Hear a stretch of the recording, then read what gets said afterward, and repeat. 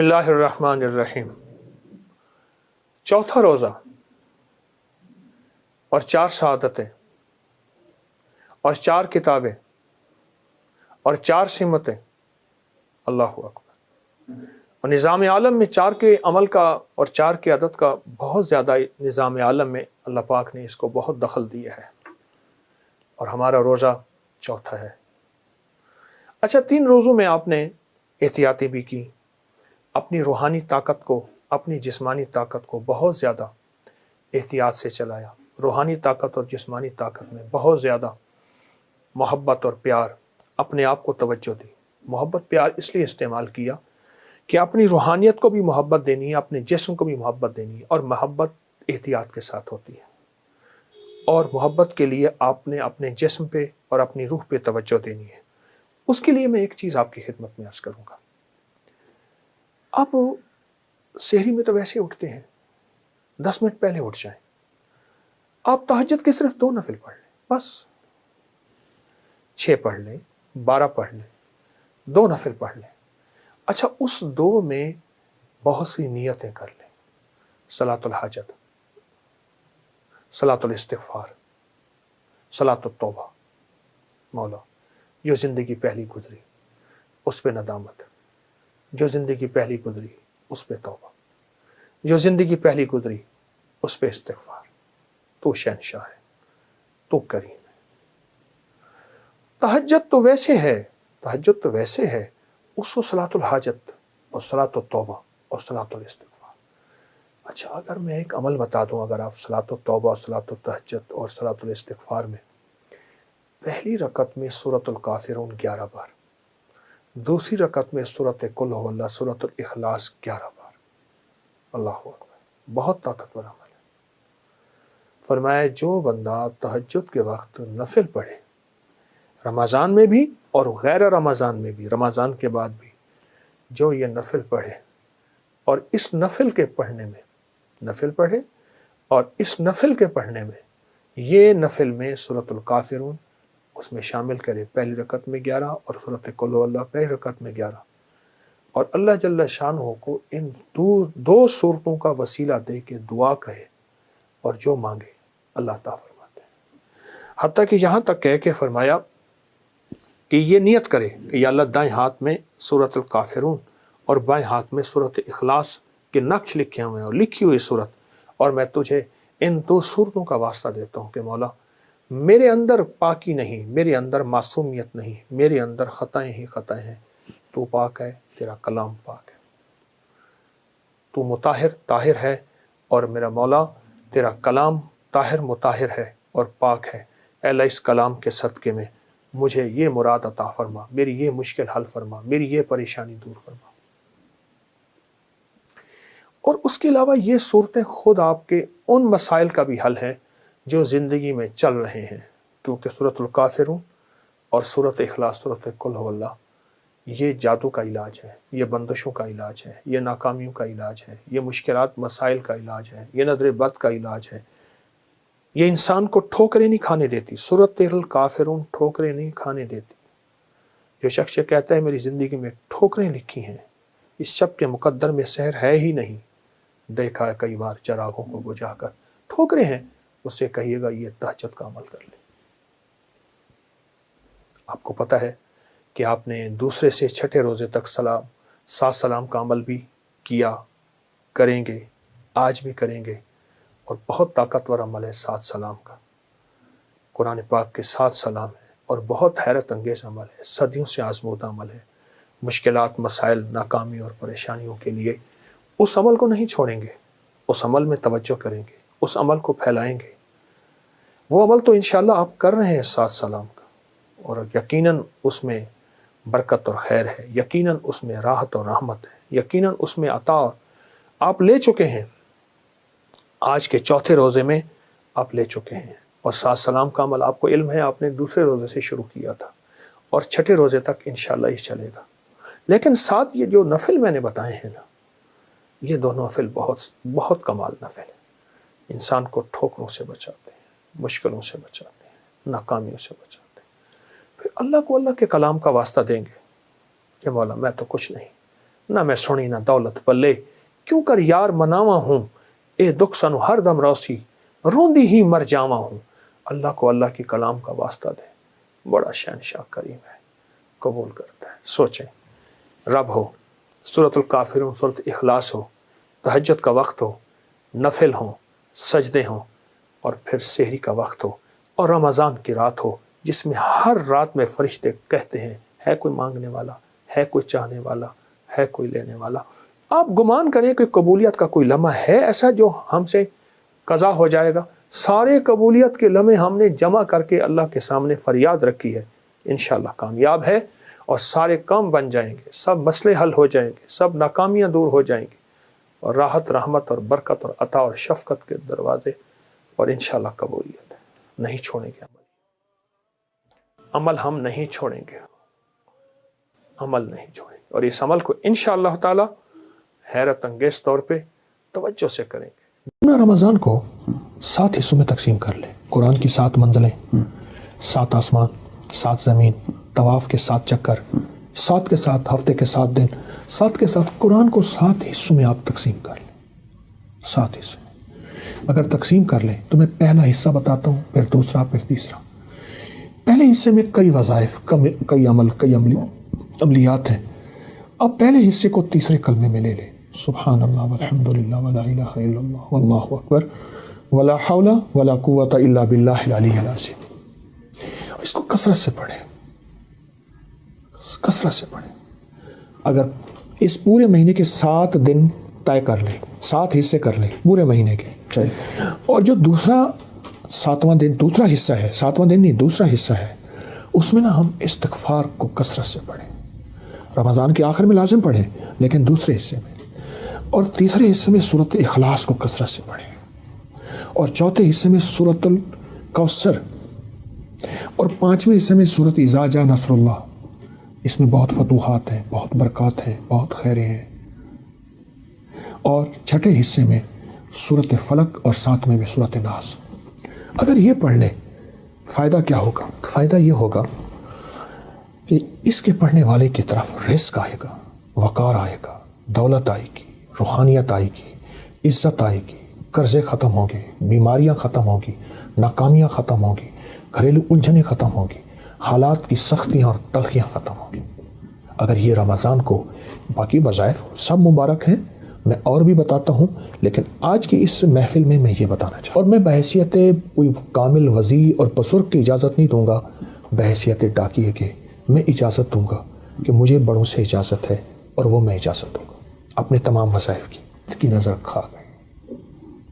دیکھیں، ہمارا بڑے کہتے ہیں 3 چیزیں چھپانے کی ہیں، رزق، کھانا، عورت اور دولت، یہ چھپانے کی چیزیں۔ اچھا، اور وہی ہم ظاہر کرتے ہیں، وہ حسرت کی نظر کھا جاتی ہے۔ پہلے تو اس اسباب پہ نظر رکھیں، اسباب پہ نظر رکھیں، ٹھیک ہے۔ دوسرا، پھر اس کی حفاظت ہے۔ آیت الکرسی کی پہلی آیت 100 دفعہ، اللہ لا الہ الا هو الحی القیوم، اس کو 100 دفعہ پڑھیں وجدان سے، پھر آیت الکرسی پڑھیں۔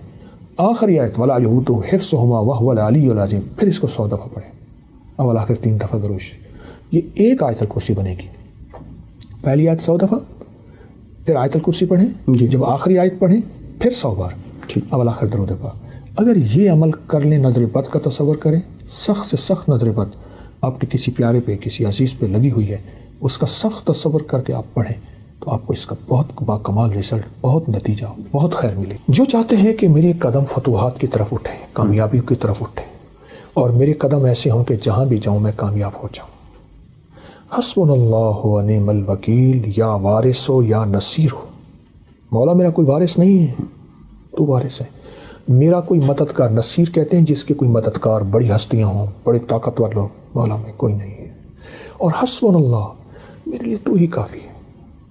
جو بندہ اس کو ڈوب کے پڑھے، بات آ جاتی ہے ڈوب کے، گڑ گڑا کے، بھکاری بن کے، محتاج بن کے، منگتا بن کے، سارا دن پڑھے حسبنا اللہ و نعم الوکیل، یا وارث ہو یا نصیر ہو، غیبی نظام چلتا ہے، اس کی عزت کا، برکت کا، رزق کا، اور اللہ اس کو پر لگا دیتا ہے اڑنے کا۔ کسی سے پوچھا کہ آپ کی ہر دعا کیوں قبول ہوتی ہے؟ کہا اللہ کہ وہ خاص راز میں نے جان لیے ہیں، وہ خاص ساعتیں میں نے جان لی ہیں جس سے دعائیں قبول ہوتی ہیں.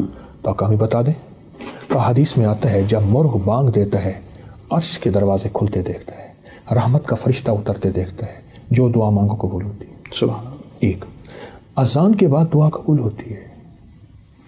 اذان اور اقامت کے درمیان جو وقت ہے, اذان اور اقامت کے درمیان جو وقت ہے, یعنی اقامت سے مراد اذان ہوئی, جماعت کھڑی ہوئی, اس وقت جو دعاؤں کو قبول ہوتی ہے.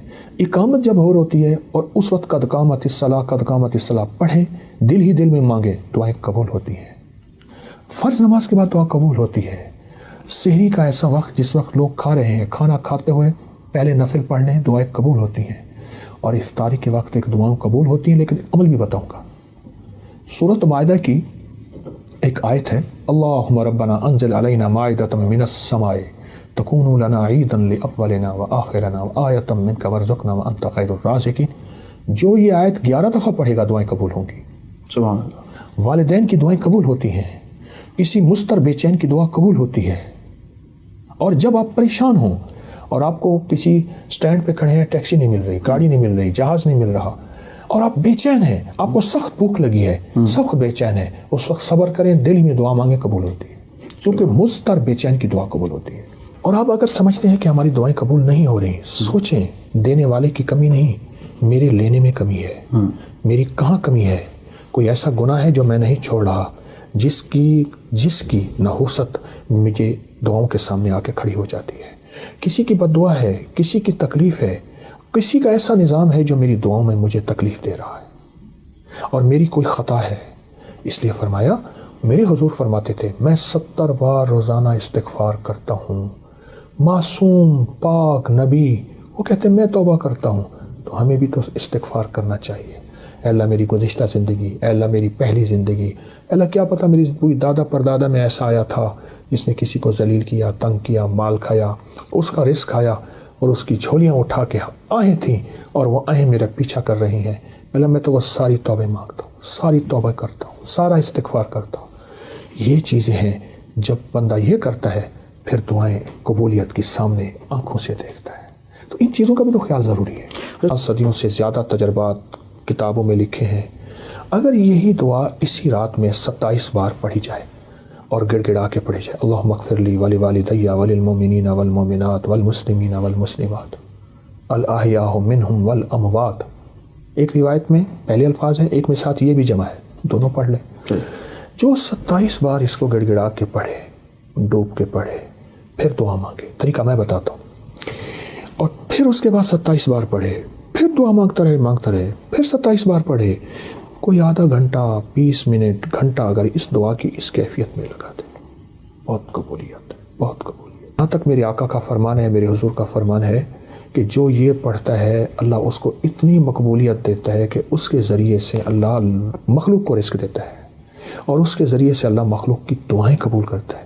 اور یہاں تک فرمایا کہ اللہ اس کے ذریعے سے اتنا ہوگا کہ اللہ اس دعا کی برکت سے اس کو مستجاب الدعوات بنا دیتا ہے. اور مستجاب الدعوات وہ لوگ ہوتے ہیں جو ہاتھ اٹھائیں یا نہ بھی اٹھائیں, اس کریم سے عرض کریں اور ہو جاتا.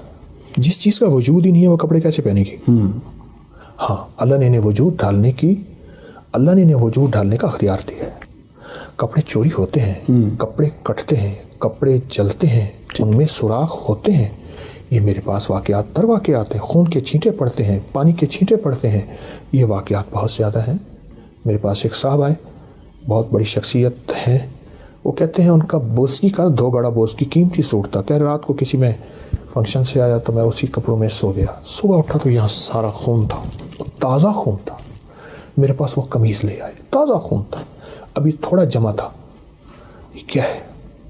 تو میں نے ان سے عرض کیا, میں نے کہا کوئی دعائیں پڑھ کے سوئے تھے؟ کہ اللہ پڑھ کے سویا تھا. میں نے کہا آپ پہ قاتلانہ حملہ ہوا تھا. صبح اٹھتے کہتے جی ہارٹ اٹیک ہوا تھا, برین ہیمریج ہوا تھا, آپ پہ قاتلانہ حملہ ہوا جادو کے ذریعے. وہ قاتلانہ حملے کا خون یہاں رہ گیا جو آپ کا خون ہونا تھا, اور اعمال اور دعاؤں کی برکت سے اللہ نے آپ کی حفاظت کی. تو جادو کے علاوہ جنات کا وجود ہے, اور جنات حقیقت ہے. اب تو گورے جنات کو اتنا سرچ کر رہے ہیں, اتنا کر رہے ہیں کہ کروڑوں ڈالر, اربوں ڈالر اس تحقیقات پہ. اور آج نہیں, یہ تو صدیوں سے ہو رہا ہے، تحقیقات ہو رہی ہیں. تو جنات سے اگر بچنا چاہتے ہیں، جنات سے، تو ایک دعا بتاتا ہوں. صرف 5 اللہ کے نام ہیں. یا حافظ ہو، یا حفیظ ہو، یا رقیب ہو، یا وکیل ہو، یا سلام. پھر کہوں گا، یا حافظ ہو، یا حفیظ ہو، یا رقیب ہو، یا وکیل ہو، یا سلام. اللہ پاک کے 5 نام ہیں. ان 5 ناموں کو اگر آپ صرف 11 بار، 21 بار، 40 بار پڑھ لیں، نماز کے بعد، صبح شام، چلتے پھرتے کھلا پڑھ لیں، اس میں بڑی طاقت ہے، بڑی حفاظت ہے جنات سے، جنات کی کالی دنیا سے، جنات کی کالی نظروں سے، جنات کے کالے روگوں سے، جنات کی کالی ٹھوکروں سے، اور جنات کے کالے منصوبوں سے بہت حفاظت ہے. اس لیے حلال کے بغیر تمنگر نہیں ہو سکتے. ایک ہے کثرت، ایک ہے برکت. کتی کتنے بچے دیتی ہے؟ 6 7 8 9 10. اصولاً تو کتی کے ریوڑ سڑکوں پہ ہونی چاہیے. ٹریفک بلا کو جو کتوں کا ریوڑ نکل رہا ہے. اور بکری کتنے بچے دیتی ہے؟ 1 یا 2. برکت کس میں ہے؟ بکری میں. حلال رزق کی جب تلاش ہوگی وہ تھوڑا ہوگا، اس میں ذائقے نہیں ہوں گے، اس میں اعلیٰ کھانے دسترخوان پہ نہیں سجیں گے. یہیں سے نسلوں میں برکت دولت ملتی ہے. حلال رزق، حلال رزق. ایک تو یہ اس پہ نظر ہو، اس پہ نظر ہو. دوسرا میں رزق کے لیے ایک چیز بتاتا ہوں. قل اللہم مالک الملک تؤتی الملک من تشاء سے لے کر بغیر حساب تک. ایک واقعہ میرے پاس ہے کہ ایک صاحب میرے پاس آئے، یہاں لاہور کے گاؤں کے رہنے والے تھے، میو تھے. ایک آدمی، شریف آدمی، مجھ سے کہنے لگے کہ بیٹیوں کی شادی ہے، گھر میں غربت ہے، ایک گاؤں میں رہتا ہوں، یہاں بارڈر، یہ واگا بارڈر کے ساتھ ایک گاؤں میں رہتا ہوں، بہت پریشانی ہے. تو میں نے ان سے کہا پڑھے ہوئے ہیں؟ کہا نہیں. میری بیوی پڑھی ہوئی ہے بیٹے؟ میں کہ نہیں. مرد جب تک وظیفہ تسبیح نہیں کرے گا، اکثر بیویوں کو پکڑا دیتے ہیں، بات نہیں بنے گی. اللہ نے مرد کو گھر کا وارث بڑا بنایا ہے، سربراہ بنایا ہے. کہا میں یاد کر لوں گا. میں نے کہا یہ آیت یاد کرے، اور پھر سارا گھر اس کو پڑھے ایسے جیسے کوئی پاگل دیوانہ. بہت زیادہ پڑھے، بہت زیادہ پڑھے. کہیں مجھے ملے تھے، انہوں نے کہا جی ہمارے دوست ہیں، ان کی بات سن لیں. کسی پرائیویٹ نوکری کرتے تھے. مجھے یاد ہے اس وقت کہہ رہے تھے کہ میں 12-13 ہزار روپے ماہانہ لیتا ہوں. میں نے کہا اس کو پاگل ہو کے پڑھیں، دن رات پڑھیں، وضو پہ وضو پڑھیں. کچھ عرصے کے بعد مجھے ایک جگہ ملاقات ہوئی تو وہ صاحب میرے پاس ہے، میں نہ پہچان سکا. مجھے کہنے لگے میں وہی ہوں، اور اس کی آنکھوں میں آنسو تھے. اب وہ آنسو غم کے نہیں تھے، خوشی کے تھے کہ اللہ نے مجھے، میرے اوپر برکت کے دروازے کھولے ہیں، باخت کے، یہ لفظ ہیں. واہ. کہا کہ ایک وقت ایسا تھا کہ ہم ایک وقت میں بھی بھوکے رہ جاتے تھے، اور جب سے ہم نے پڑھا، کہا پہلے 5-6 مہینے کچھ نہیں ہوا. ہم نے کہا کچھ نہیں ہوگا، آپ کی آواز آئی جلدی نہ کرنا.